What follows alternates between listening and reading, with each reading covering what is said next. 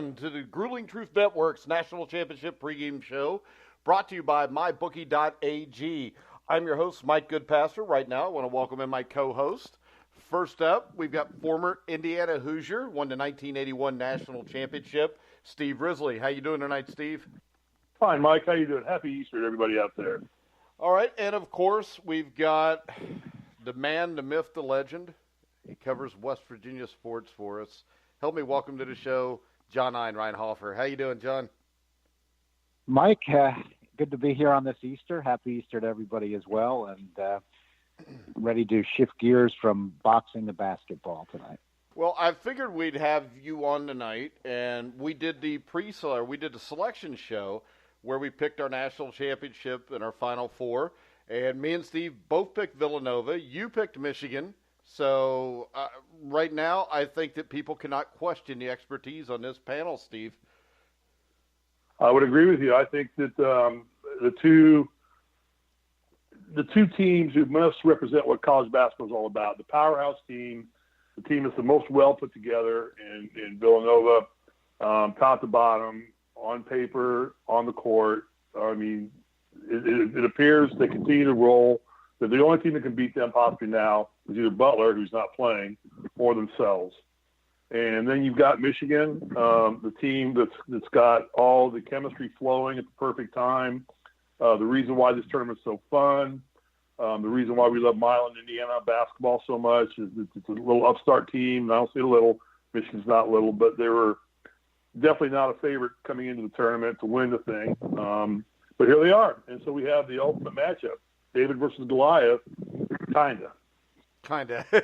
I like that. And it's hard to call Michigan a David. So. Yeah, you can't really be David if you're a Michigan Wolverine. Exactly. I got to go. Yeah. If we look at last night's games, and I'll start off with John here, Michigan rallied from a 10-point deficit to end Loyola Chicago's miraculous run. I'm not going to say Cinderella because if you watched them last night through the tournament, there was nothing Cinderella-ish about them. They were one of the best teams in the country. What did you take away from that game, John, that makes you think Michigan has a shot to beat Villanova? Well, Mike, kind of along the lines of Steve's theme, like anybody who follows sports intensely or is involved in sports intensely, you can't help but, as games evolve, look for trends, and can't be sure just off of one tournament what it means for the future. But when I look at Villanova and I look at Michigan, I see two teams who can move the basketball, and they have all kinds of shooters who were threats from three, including very unusual type players for when you look at the past college game. You look at Michigan, they've got Mo Wagner, a big man who can get out on the perimeter, hit threes, do all kinds of things. And then you see Villanova, you see Spellman doing that, giving teams problems. He steps out to the perimeter. You saw Kansas last night, not to switch games, but, Azubuike can't get out there and guard Spellman out on the perimeter. It creates problems. But Michigan and Villanova can both do those types of things. Other teams can't, and they're both powerhouse schools in the basketball realm. So, Michigan is the David in this scenario, but they're not really, in terms of college basketball, as they're certainly their whole sports program is all programs is one of the biggest revenue producers out of anybody in the NCAA. But getting to last night's game, Mo Wagner, I said in our preview show that, John Beilein was a great coach. He'd never had anybody like Wagner. And I thought last night when I watched that game, that's the kind of thing I'm talking about. 24 points, 15 rebounds, doing Larry Bird kind of stuff in that sense. And, of course, he's even bigger. Not saying he's a Larry Bird, but just the comparison for the numbers from last night. And, that was a big difference. Michigan had a little bit of trouble in the first half, then pulled away, looked good. Their backcourt didn't have a good game. That's going to be a problem tomorrow night if they don't remedy that. But I see some style similarities between Michigan and Villanova with the shooters and everybody being able to shoot, including big men and other teams can't deal with that. The key, though, going into tomorrow is that Michigan had a great year defensively, and they're one of the best defensive teams in the country. And Villanova, as we all know, is just lighting it up. Nobody's stopping them offensively. So Michigan, though, being that good defensively this year, that's one thing that gives them a chance.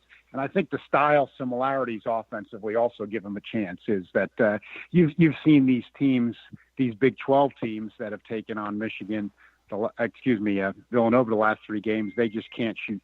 They can't shoot threes with Villanova. Not that anybody can, but at least Michigan has a better chance to do something like that. Obviously, you can't change 2s for 3s. Over the course of 40 minutes, you're going to lose the game. Yeah, and Steve, we look at Loyola, because I definitely want to bring them up, because coming into this tournament, NCAA basketball was not looking too good. Had some black eyes coming in, and basically headlines were dominated by corruption. You get Loyola Chicago, I think that's a run that nobody will ever forget. They were a number 11 seed. They faltered down the stretch, but overall, I think Loyola Chicago has to be, no matter who wins the national championship, I think this is maybe the most prevailing thing people remember, just because of the shape that college basketball looked to be in coming into this tournament. Yeah, and I think we addressed this earlier, and we talk about University of Maryland, Baltimore County, being what we would call a Cinderella team. They came in, knocked off the first time ever a number 1 seed, really didn't belong there. They caught a perfect shooting night against a team that most, by all accounts, was probably looking ahead, a game that they should have been. And again, that's just a weakness in the tournament of not understanding one-and-done basketball, how different the game is played at one-and-done level than it is on multiple fronts. So, but I do not, and I agree with you entirely what you said in the opening of this show, that Loyola Chicago is not a Cinderella team. This is a team that just was basically not discovered. It's one of those hidden talents that's been sitting out there for a long time. It's a well put together basketball team with a lot of ways to score, a lot of ways to defend, and it was a very well coached basketball team. And so I think it is really refreshing that a team like that would rise to the occasion right now in what's been kind of and we anticipate a lot more to come after the tournament. I know, Mike, you and I have spoken to this about probably a lot of this stuff being put aside until the tournament's played for the benefit and sake of everybody, including the sanctity of the tournament. But, I think that Loyola is a team that's not going to go away. I think the recruiting level is going to pop up strong now, and they're going to be able to get kids to come there, hopefully get some of their Chicago kids to stay home more. There's been the theory of, do they displace DePaul now as the number 1 basketball team in Chicago? I'd say hell yeah. I mean, but I don't think this is a program that is just going to be one flash in the pan. You'll never hear from them again. I think they built something now. It is good to see them. It is good to see a team with integrity rise to the occasion. Still makes you feel like good will triumph over evil as often as possible. So it's good. It's good for basketball. Yeah, and Steve, when we look at Villanova, when people look at this tournament right now, they're struck by all the upsets and everything. But in the end, when you look at it, this is as dominant a run in an NCAA championship, if they win this championship, as we've ever seen, because they've bludgeoned teams. I mean, against Texas Tech, they didn't shoot the ball well at all. They had their worst shooting performance of the year and still beat them by double digits. And then last night, what they did, I mean, that game was over 5 minutes into the game. Well, I'm glad you asked that question, because I think what you see here, what's going to make tomorrow night so great, is you have 2 great basketball teams, 2 great basketball programs that got to this game by completely different paths. Villanova got here by what we would call total world dominance. Basically, Butler figured something out to find a way to get 2 games from them this year. What they did, we may never know. It may have been a fluke. It may have been a hot shooting night. We don't know. But to do it twice was generally something more involved there. But total world dominance all season long in college basketball for Villanova. So that's the path they chose or took. Michigan chose the path of gelling at the right time, building on a crescendo, going step by step and forming a new baseline in their productivity and what's acceptable in their standards each game. And they built and built and built and built and built, which is a lot like how we did it in '81. We were not a world-dominating team in '81, even though we had a world-dominating player. But we built and built and built until we were our absolute strongest the Final Four weekend. And I think that's where Michigan is right now. I think, to see that they came back from a team that we all consider to be as good as Loyola Chicago from a 10-point deficit, and to really not ever get flustered and control that game the way they did down the stretch, and basically just, Loyola didn't give them the game. They took it away from Loyola. And so you have two completely different paths of attack here, and I think that's what's going to make – now you're going to see one of them is going to have to give a little bit at some point. But either the world dominance is going to end or the crescendo building is going to end, one of the two. But I love the fact it's just not two world-dominating teams that are going to meet head-to-head like Russia and the United States. It's a team that built itself to get there, a team that had earlier built itself and stayed there the whole time. It's going to be fun. Yeah, and my problem with Michigan in this game, and I'll go to John on this because I assume since he started with Michigan, he's going to pick them tonight. But I don't see how Michigan can win this game just because of their backcourt. I don't think they're going to shoot the ball that well. I think Villanova defends very well on the perimeter. I mean, Kansas was a team that was raining threes in their first 4 games. Couldn't get anything against Villanova. But when I look at this, Simpson and Muhammad Ali, Abdullah, Rahman, whatever the hell his name is, I mean, they were 2 for 17. They were 0 for 8 from 3. And Mo Wagner is going to play a great game. We know that. But it's going to take more than Mo Wagner to beat Villanova. As you know, you're a West Virginia fan, and West Virginia had maybe their best offensive night of the season, and they lost by double digits to Villanova. Do you think that the guards, the backcourt from Michigan, can play well enough to win the game for them? I think they can, Mike, and I think what I'm looking at is this. I follow West Virginia regularly, but I think it adds something in the sense, of course, everybody else can see the game too, but I don't think this has been talked about enough. You watch the West Virginia-Villanova game. West Virginia was up by 6 with, I think, 10-12 to play in the game. Looked to me, and of course we know this didn't happen, but still, actually looked to me like they were about to take over the game. Then Villanova, to their credit, they've proven they are a great team at doing this. Going to go down as arguably the best one ever, but Villanova got on a 3 barrage, and as you correctly stated, Mike, West Virginia really having one of their best offensive outputs of the season, was not able to overcome that. But West Virginia also had, West Virginia plays very aggressive defense, really the most aggressive defense in the country. The game was called very, very tight, and everybody was in foul trouble for West Virginia down the stretch. And that just put them at a disadvantage that they couldn't overcome.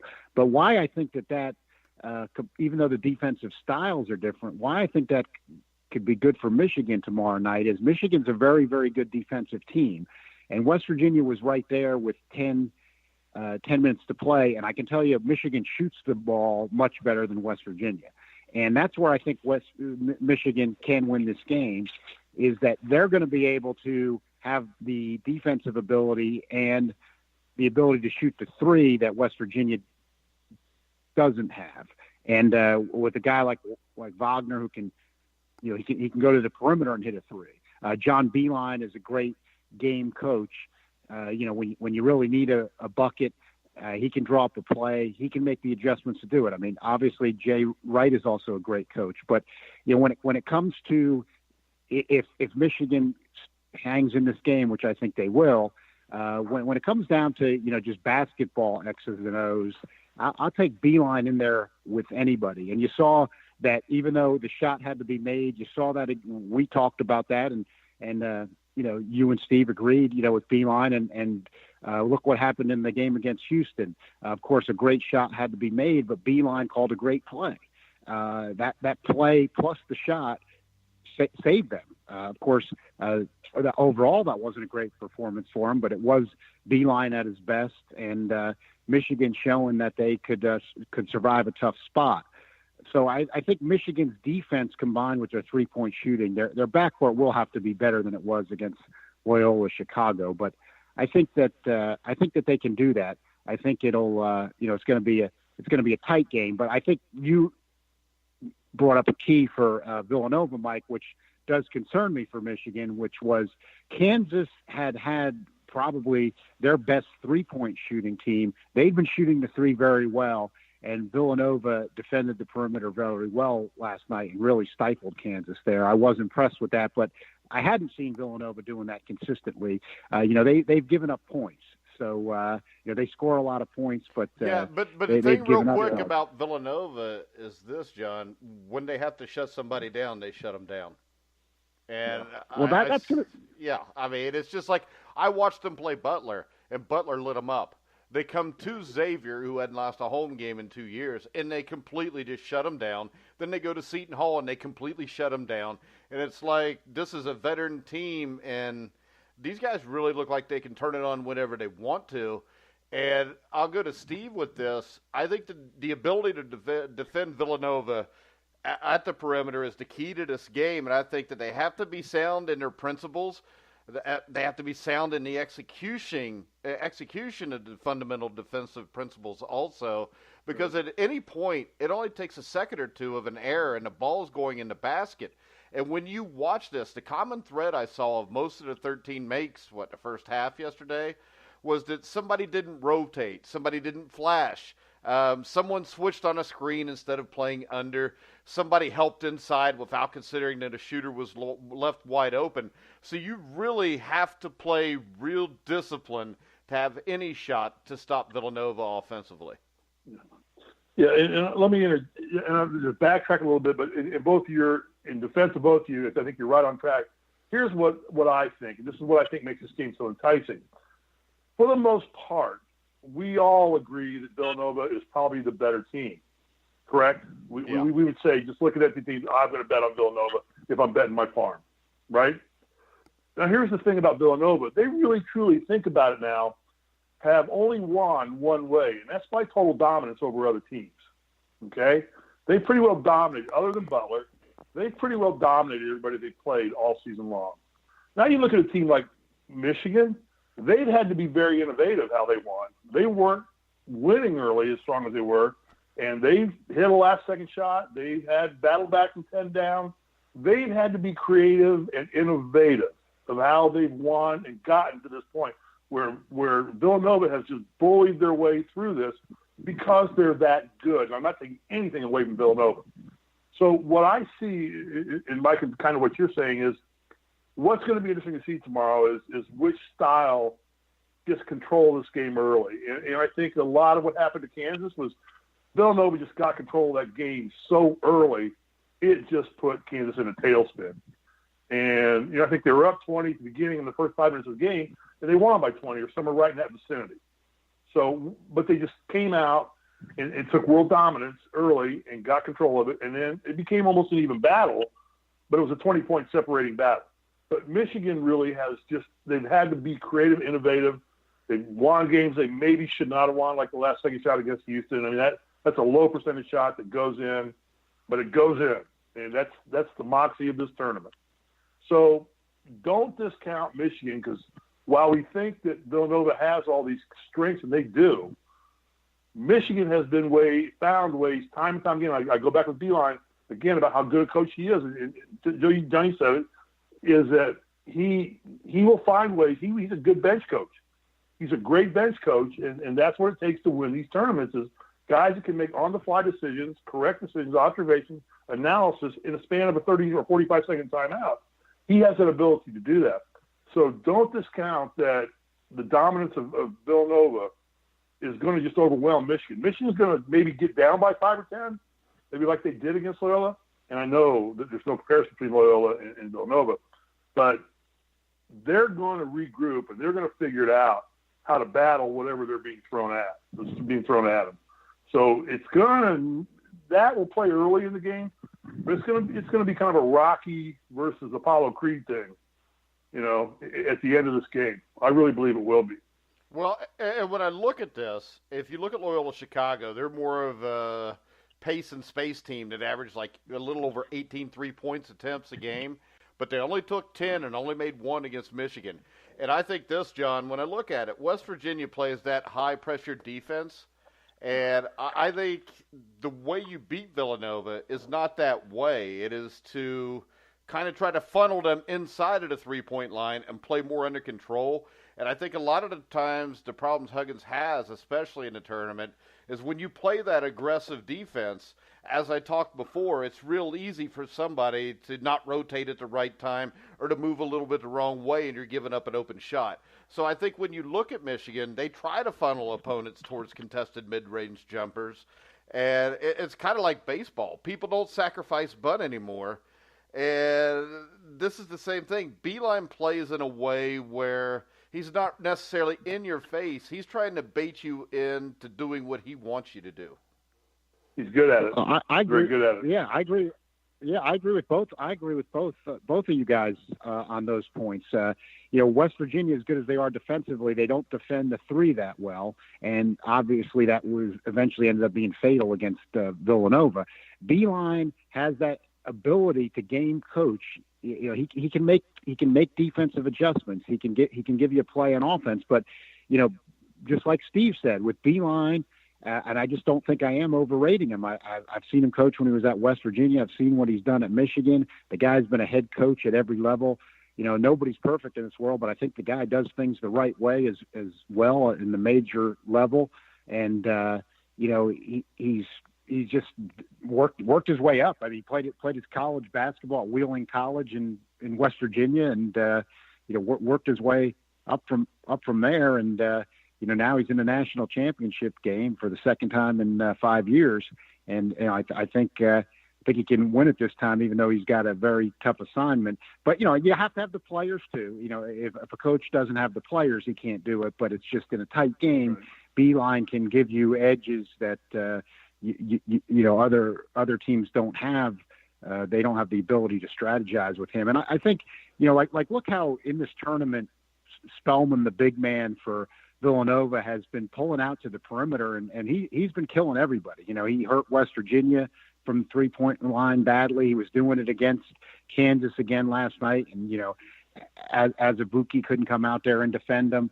It depends how much they want to put on Wagner, because he's got to be their main offensive force as well. But if they want to put Wagner on him and take that away, they can do that, and then they might change up and have somebody else on him. But I think that Michigan has some abilities to do some things like that defensively that some of the other teams just don't have. And I think that they should be able to slow Villanova up enough to stay in the game, and as true for any team, of course, but as long as Michigan has better shooters than other teams, and as long as they're shooting the ball well, then Villanova won't be able to overwhelm them with the three-point game like they are the other teams.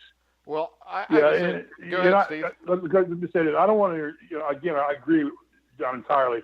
I think that again, keep tying on the same theme, is that just the difference here is Villanova has really not had to be very innovative, simply because they're that good of a ball club. Michigan has had to be innovative, and I gotta believe going into this game that Michigan is going to be more adaptable to change than Villanova is if it gets really tight. And that's, if they can come out and get a 20-point lead early, I think this game's over with, because you're not going to take it back away from Villanova. But if Michigan sets the right game plan, and then they have that innovation that they've practiced and worked on all season long, and they can adapt from this zone to that zone, man to here, 3-point to inside play, I think that's going to put a lot of pressure on Villanova, who's pretty well done things one way, because let's face it, if it ain't broke, don't fix it. And they haven't had to fix anything because they've dominated play so much almost all year. In terms of what we think about putting on players, I can tell you at this level, you don't put anything on a player, players go ask for it. Wagner's nothing's being put on Wagner. Wagner's asking for it more. Any player who's playing this game wants to play, wants to contribute, wants to dominate, and wants to play. If you feel something's going to be put on you to contribute, you shouldn't be playing. Not at this level. And I don't think any one player in this court is going to be asked to have something put on them to do. I think they're going to go out there and say, give me more responsibility, give me more accountability. What can I do to help this team win? Because I think these are two great basketball teams. And I've always said a great team will always beat a team of great players. And I think these are both great teams. Well, I think this. I think that Villanova is a great team, and I think Michigan is playing great, if that makes sense. It's basically the same thing, yeah. Well, no, because playing great can drop off quick. My point is this. If Michigan gets down 10 points, the game's over. Because what I've seen from Villanova, the way to beat Villanova is to try to play at your pace and play with the lead. Because the problem is, if they get up 10 points, really for you to catch up, you got to have them go through a dry spell. And we've talked about Wagner guarding Omar Spillman, but the problem is, who's going to guard Mikal Bridges then? You know, you got Jalen Brunson, You got Eric Paschal. What I see here is this, and it's no offense to Michigan because, let's face it, right now they're the second best team in the country if they lose the game. I think they're going to lose the game, but I don't think there's anybody that would have beat Villanova. That's why when we had the show coming into it, even though I'm a Xavier fan, I mean, I watched them beat the hell out of my team twice. I know that this is the best team in the country. And I think this is the best team we've seen in a while because this team is complete. They play defense well. I mean, if you look what they did to Kansas on the perimeter yesterday, they completely took away what Kansas did to get here. And the thing is, Michigan, I don't think, has more than one or two ways to beat you, if you know what I'm saying. I don't think they have a real deep roster. They got guys that shoot the three. You got two big guys inside. But when you look at it, if you match up starting five for starting five, which I know, you're not supposed to do because it's a team sport, but I have a hard time finding any place where they have an advantage. I think it's that their bench is a little better, Mike. And you're right, though. They don't match up with them starting five for starting five. Yeah, but you I don't think need a bench. There's no need for a bench when you're Villanova. I mean, these guys play 40 minutes a game for 30-some games this year. And, I mean, unless you get foul trouble, that's what they're going to do. I mean, who the hell wants to sit on the bench in a national championship game anyways? But that's you still got to go to the bench. Because, I mean, Wagner's the kind of kid that can get two quick fouls on you in a heartbeat. And that disrupts everything Villanova wants to do. You start knocking out some of their players, and I don't think they are as deep on the bench as Michigan is. But Wagner is the kind of kid that he's such a gutsy kid underneath and has that ability to go out on the floor that he can generate a couple quick fouls real quickly because he doesn't look quick, he doesn't look fast, he doesn't look agile, but that kid's a player. I mean, he's every bit a player. And if you rest on him, you'll be sitting on the bench real quick, and then what does Villanova do from there at that point? Well, remember this, if you're going to put him on Spellman, he could get two fouls real quick. Yeah. That's what I was referring to before. When how much do they want to put on him? Is that if he has to, defend Spellman and take when Spellman steps out, try to take him away. He's going to have to be Michigan's main offensive force too. And if he picks up a couple fouls defending Spellman, that could be big trouble for Michigan. But I think Beilein knows how to handle that. How to switch the assignments. That's where Beilein helps you. He knows how to make the right calls. And I think just to have Wagner available, that the other teams that have had to face Villanova haven't had guys that can come out and defend those big guys that shoot threes for Villanova. Michigan's going to be able to do that better. And Michigan's won 14 straight, so they're certainly on a roll. I'm thinking. I remember when I went into the game in '81 after Kitchell had gotten his third foul in about 4 minutes of the game, and I'm staring at Worthy, Perkins, and Al Wood, and I look at Coach. Who do I got? He goes, "Doesn't matter. Guard them all." So, I mean, you're certainly the kind of talent that those guys have on the court. It's not going to matter who you shift around to who. Obviously, you've got to protect Wagner as much as you can. But I know Wagner's the kind of kid who's going to want the tough assignment, as would any kid. I go back to what I say. So, but all I'm saying is right now that trying to equate this thing into a level playing field, Villanova hasn't shown me a lot of creativity in terms of their abilities to get things done because they haven't really had to. Michigan has shown me ways of adjustability and being able to change their what they're doing on court during a timeout, during a game.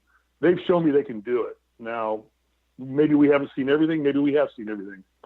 But I definitely think that if the first 5 minutes of this game starts like it did against Kansas, I think, Michigan is not playing Loyola Chicago again.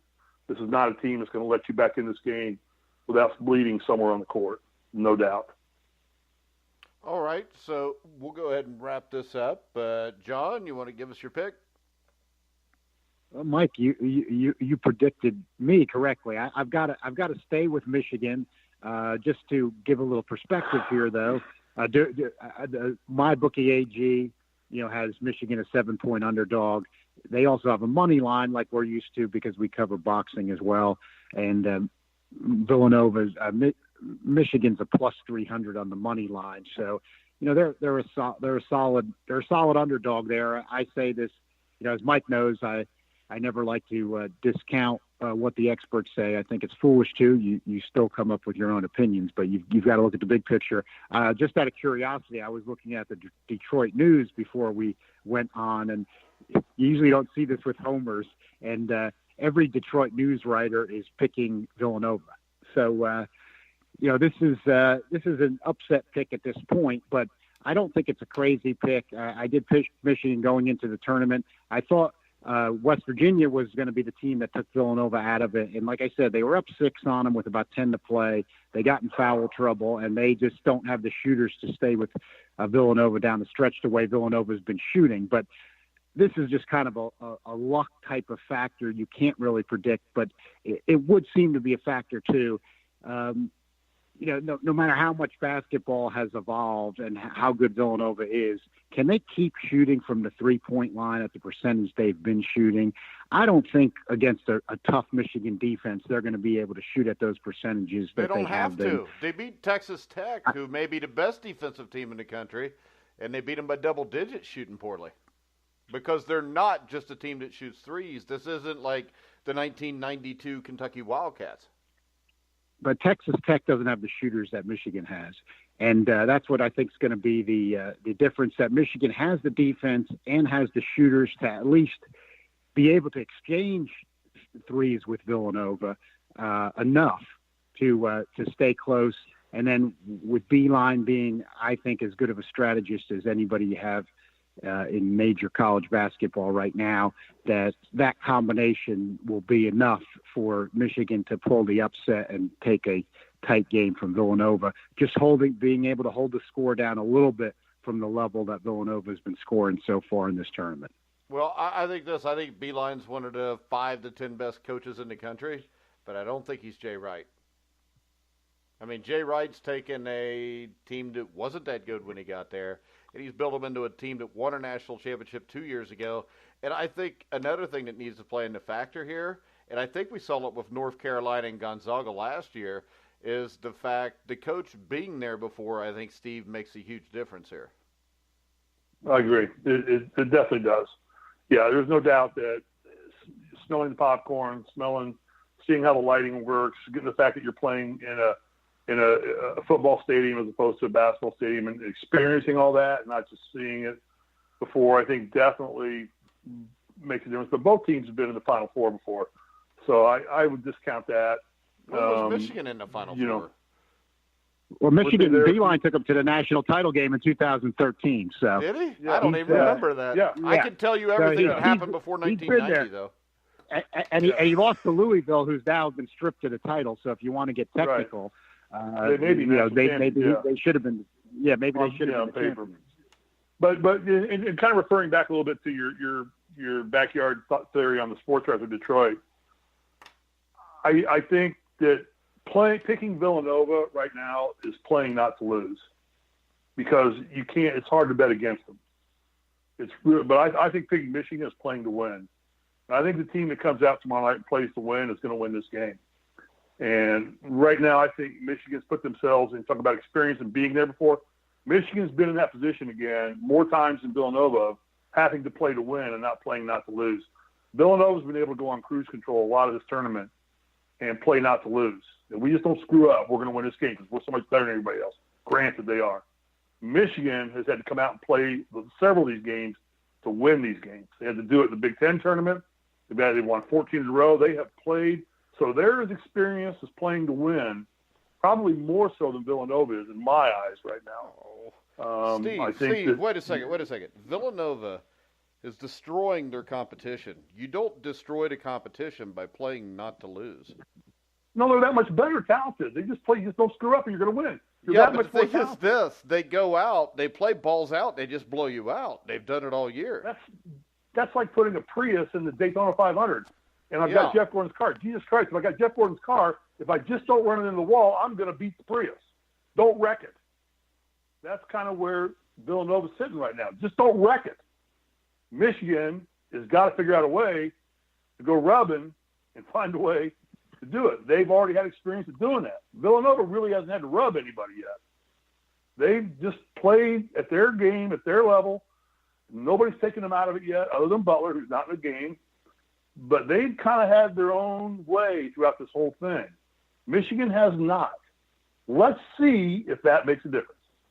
Maybe not, but that's what I'm leaning I know this. At one point, about 6 weeks ago, they'd lost like 3 out of 5 games, and they had to come back from that. So I don't think it was easy all year long. The other thing is, Steve, when you talk about rubbing, it just sounds dirty when you say it. Rubbing is racing. Come on, give it NASCAR. So are you picking Michigan? Spoken like a true NASCAR fan. Yeah, I am a true NASCAR fan. It's the greatest sport in the world. So are you picking Michigan?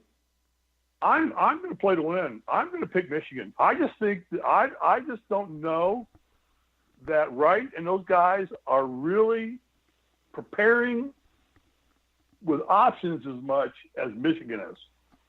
I just think Michigan is going to come to this game with more options to do things. Villanova is going to rely on what got them there. If that works, game over.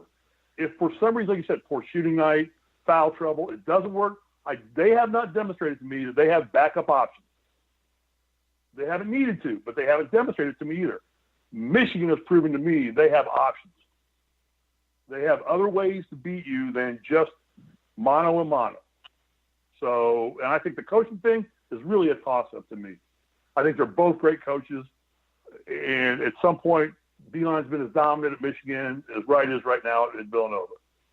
And I just think the coaching's a wash. I think it just is going to come down to how the first 5 minutes of the game unfold. Does Villanova make a run? Does Villanova get 2 quick fouls? Does Wagner get in trouble? Does Michigan come out shooting poorly? But the first 5 minutes are going to kind of set what the next 35 are going to look like. And we'll see. We'll see. But I'm going to go with Michigan right now just because something magical is happening here. It's not magical that Villanova's there. It's magical that Michigan is there. And I really believe that's how we won it in 81. It was just a magical time. We were a damn good team, as Michigan is a damn good team, but we were not the best team. North Carolina's got 3 first-team All-Americans on the roster playing us, and we have 1. Yeah, and you had Bobby we found Knight, ways they had to beat Dean them. Smith. And Dean Smith was no slouch. Yeah, but he wasn't Bobby Right. Knight. Again, it's almost a wash there with those two coaches. Come on. Watch your mouth. All right. Not a Well, wash. I'm going to go. I'm just going to, because I'm a guy that likes to play to win. I'm going to go with Michigan. Well, see, this is the thing. To me, a guy that would play to win would go with the obvious choice, which is the better team with what I think is a slightly better coach. That's the safe choice. And That's better the safe players. choice. It's not the And safe choice. here's It's the just my pick. I think Mike, you're playing to here's the other lose. thing I think that you're just closing your eyes and you're throwing a dart at the dartboard and you're hoping it hits Michigan. Here's my real underlying message. I want to shove it up everybody's butt that of the 4 available national championships in this country could belong, 3 of them, to Big Ten schools. I'm sorry, the Big Ten is the worst conference in only, basketball. There are only 2 The available NIT men's, national NIT championships. women's. We get the NCAA. We get Notre Dame is a state school, a Big Ten geography school anyway. So now you've got all you people that want to dump on the Big Ten. Watch out, because we already got 2 of them. We already got 50% of the championships out there. We may get 75% of them, and we're going to claim Notre Dame as one of our own too. Well, Steve, take that back to West Virginia. There's only 2 national champions. There's 4. There's 2. National Invitational champions. Okay. Well, maybe we should have them play each other then. They actually used to do okay, that. wait a second. Me and John do a boxing They actually show. used to do that. You can only have. Actually, the NIT. I know. You read The Mary's NIT would column. not play the NCAA because they didn't find them worthy enough. But the problem is passionate this: now. you can't have more than one champion. You just can't. Wait a minute now. Have you never watched the WWE, the WWF, how many boxing championships are there? Exactly, and we are totally against that too. You can only we're have totally trying to one get rid of world those. champion. Well, we tried. Yeah, we tried. You can Big only Ten have has one. 2 of the championships out there right now. Yeah, in the NIT. So I'm going with my Big Ten school. I'm going with Michigan. I think that they will just throw something at Villanova that Villanova just didn't see coming. Yeah. And I may eat crow big time Monday night if we do a show after Monday night or Tuesday. Yeah. I Are may we doing well, a show but after the game tomorrow night? We might as well. I think we should definitely do a show. All right, John, you in, or is that too late for you because you got to do some lawyering Tuesday? Yeah, that's what that game. That's going to be pretty. That's going to be pretty late tomorrow. Yeah, we'll probably be what do you around mean? 11:30. It'll be over 7:30 here. Yeah, but John lives in West Virginia, Steve. We're going to watch Beverly Hills Housewives, Real Housewives of Beverly Hills after the game. That says a you guys lot. got plenty of time there. Yeah, says a lot. Yeah, we got Yeah. a 9:20 East Coast. We got a 9:20 East Coast starting time. Goes tip. Yeah, tip. Is the game on CBS or TBS? Who knows? What is that all about? When did TBS. I don't understand why they keep doing it with TBS. Yeah. Yeah, what is $900 I million do because run they this want tournament? They people don't to put any of it on buy national subscriptions TV? to cable and shit. So you got to buy. It must be what it is. It is. So anyway, all right, Mike, who are you picking? I'm picking Villanova as I did at the start of what the I year, thought, the yeah. middle of the year, and the end of Yeah. the year. Just like you picked Javier to win too. I picked Xavier to Maybe- go to the Final Four, as did you. I picked Xavier to go to the national championship game, as did you. So I don't want to hear your mouth on that. I did it to be nice to you. Sure you did, Steve. That's because that's what our relationship is built on, us being nice It's to nice. each other.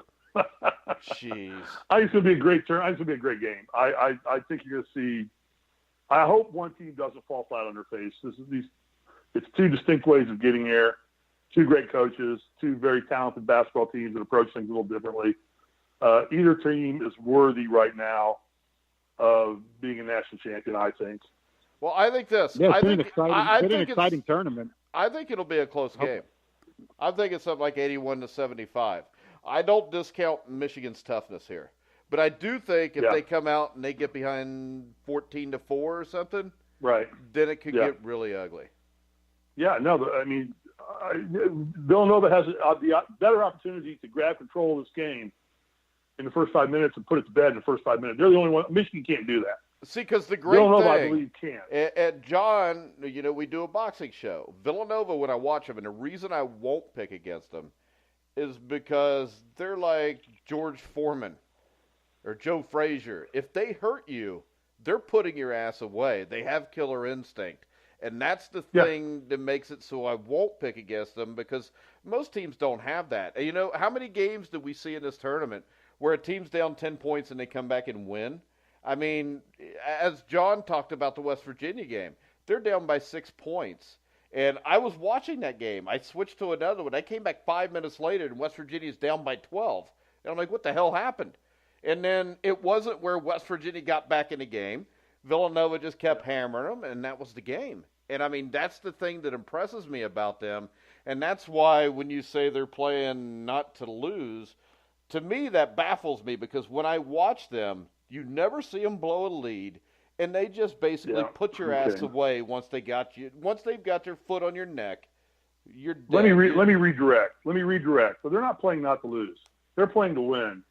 I just think that they don't have to fear not winning as much as Michigan does.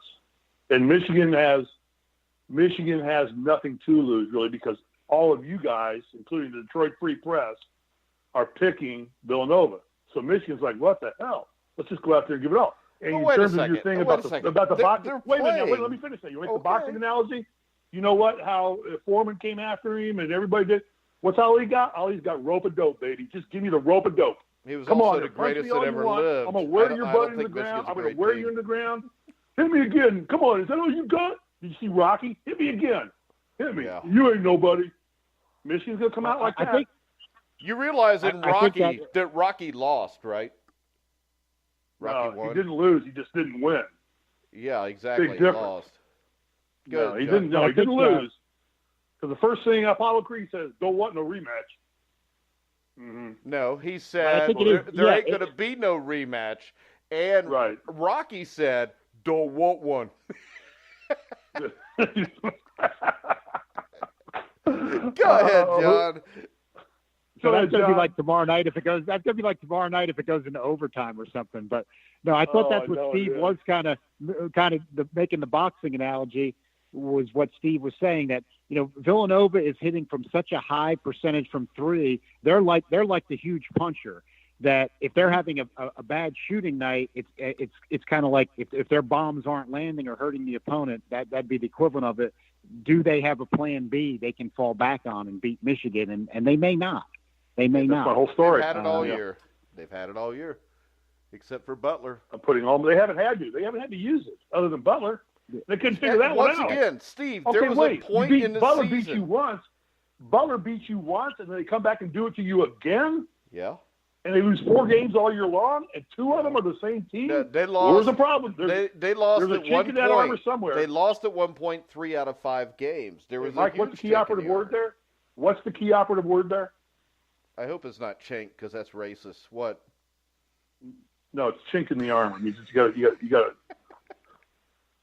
The key operative word there is lost. Yeah. You know that. Yeah, they Twice. lost 3 out of 4. But this is my point. They lost 3 out of 4, and everybody thought they were done. Xavier wins the Big East from them, and then they come into the Big East tournament and win an overtime game against a really good Seton Hall team and run through the Big East in all tight, hard-fought games. And then they started clicking again when they get to the NCAA tournament. I think Villanova wins the game like 81-75. Rocky did lose and Rocky won. And John, do you have any parting words? No, just I'm going to stay with my Michigan pick. It's going to have to be a huge upset the way things have played out with the perception, but for the reasons that we've discussed, I still think that Michigan will win a close one tomorrow night. All right, and I would like to say that John doesn't really believe that. He's just picking him because he picked him at the start, and Steve is just picking it because he's a Big Ten fan. Steve, any parting shots? No, I'm not picking it because I'm a Big Ten fan. I'm picking it because I've played in this game before, and I know things you guys don't know. Whatever. About what this 40 minutes boils down to. Well, how about and this? There are so many Because intangibles that you. There are so. Wait a minute now. There are so many intangibles that are going to happen to these kids. And we find out 5 hours for the game that our president's been shot. That doesn't throw you in a little bit of a tizzy. That was 11 o'clock in the morning. It wasn't 5 hours. Well, we were in practice.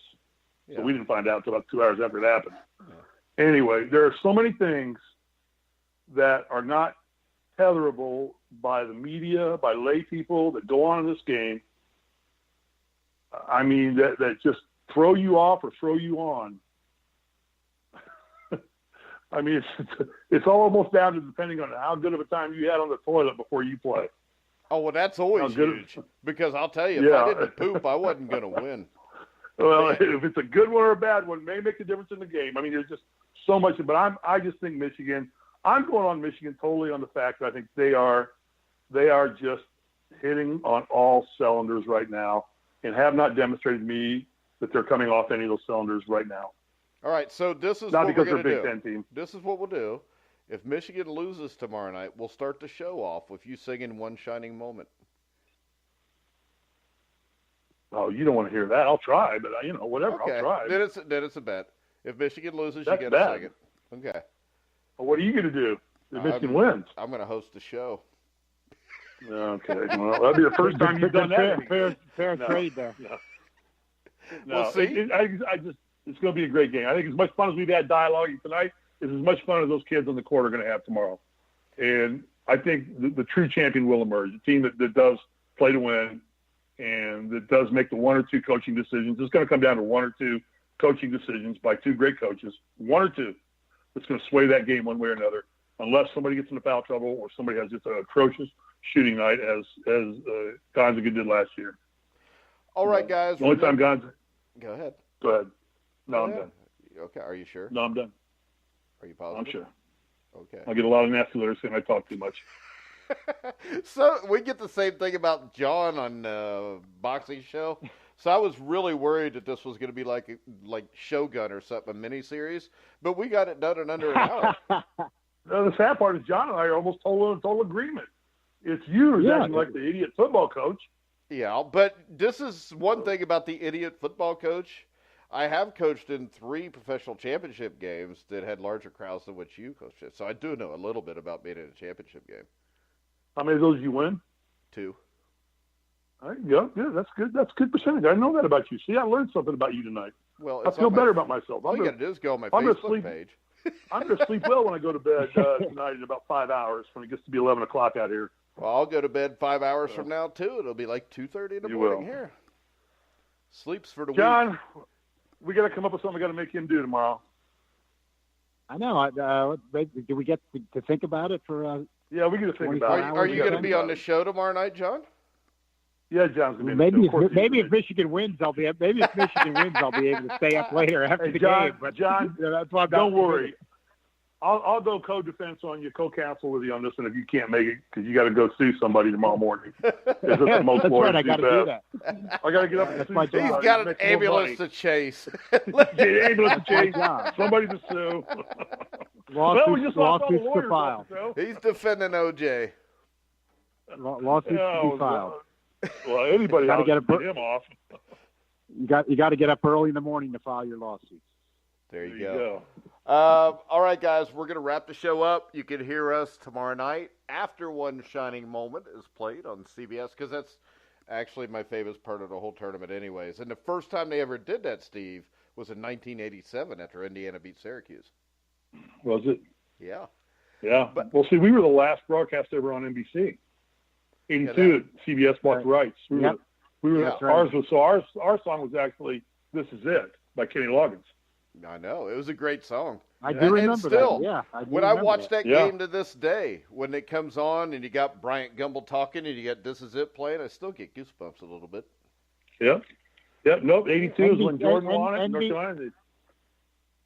NBC had a good run for us, old enough to remember the NBC run of covering the Packer, McGuire, NCAA tournament. Yeah. Yep. Packer, McGuire, and Emberg. It's a lot better than Bill Rafferty. Yeah. I like Bill. So too. They're going man-to-man. I'm not I've seen him say that before when the other team was actually in a zone just because he wanted to say man-to-man. Hey, I think we're losing everybody. I think we already lost them. Now we're just talking amongst ourselves. I think we already lost. But, all right, guys, catch us tomorrow night after the championship game. You can hear us on iHeart, iTunes, TuneIn, Spreaker, Stitcher. Make sure you go to thegruelingtruth.net. For John Einreinhofer, Steve Risley, I'm Mike Goodpaster. You've been listening to The Grueling Truth, where the legends speak. Yeah.